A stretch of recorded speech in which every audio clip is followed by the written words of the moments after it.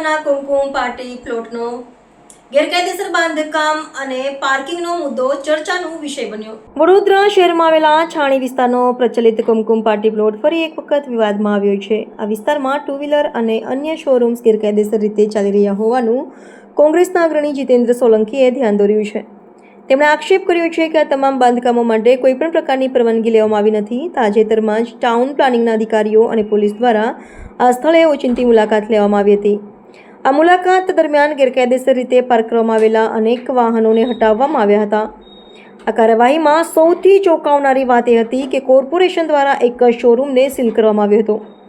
જોકે દુકાન માલિકની હિંમત એટલી હતી કે સીલ કરેલી દુકાન હોવા છતાં તેમણે બાજુનું બીજું શટર ખોલીને શોરૂમ ચાલુ રાખ્યો હતો. આ ઘટના પરથી જીતેન્દ્ર સોલંકીએ સીધા આક્ષેપ કર્યા છે કે કોર્પોરેશનના અધિકારીઓ અને દુકાન માલિક વચ્ચે કોઈક પ્રકારની ગોઠવણ થઈ છે.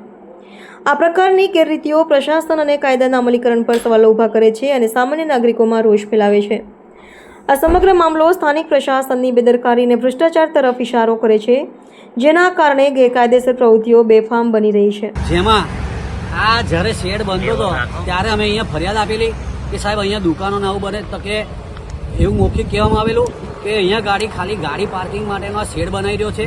એ પછી 2024માં અમે ફરિયાદ આપી કે સાહેબ દુકાનો બની ગઈ છે, તે છતાંય અમારી ફરિયાદનું અનાદર કરી અને દુકાનો ચાલુ કરી દીધી. દુકાનો ચાલુ કર્યા પછી અમે CM PM બધે ફરિયાદો કરતા આ દુકાનોને સીલ મારી દેવામાં આવ્યું. પછી કોઈ મોટા અધિકારી કે કોઈ કમિશનર કે જેને બી ઓળખાણ લગાવી અને આ દુકાનનો વર્ગ ધરાવનાર જે માલિક છે એણે આ દુકાનોના સીલ ખોલાયા. ફરી અમે તો અહીંયા જઈને ઘણી રજૂઆતો કરી કે સાહેબ આ સર્વિસ રોડ છે, તમારી ગાડીઓ અહીંયા બધી પડી રહે છે અને અમારે પબ્લિક આવત જવામાં આ રસ્તામાં રૂકાવટ આવે છે. તમે પાર્કિંગ હોય કે રજા ચિઠ્ઠી બતાવી હોય અને એવી રીતના બાંધકામ કર્યું હોય તો અમને બતાવો. એ લોકો જોડે કોઈ પુરાવા નથી. હાલ અત્યારે એ લોકોએ ફાઇલ કોર્પોરેશનમાં મૂકી છે, પણ મારી તો એટલી જ રજૂઆત છે કે આ આખું અનલીગલ છે અને તાત્કાલિક ધોરણે તોડી દેવું જોઈએ.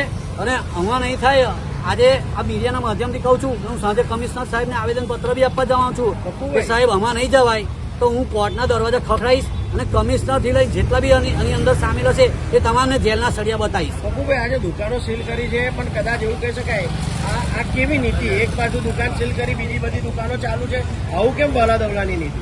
હા, હું એ જ સમજાવું છું કે વડોદરા શહેરમાં સાંસદ એવું કહે છે કે ટ્રાફિક સમસ્યા હલ કરો, એટલે પોલીસ કહે હવે બધા ખરી રીતના તો સૌથી મોટી સમસ્યા વડોદરા શહેરની ટાઉન પ્લાનિંગ છે, જે નીચે બે દુકાનો બનાવે છે, પાર્કિંગ નથી આપતી, ઉપર રહેવાનું.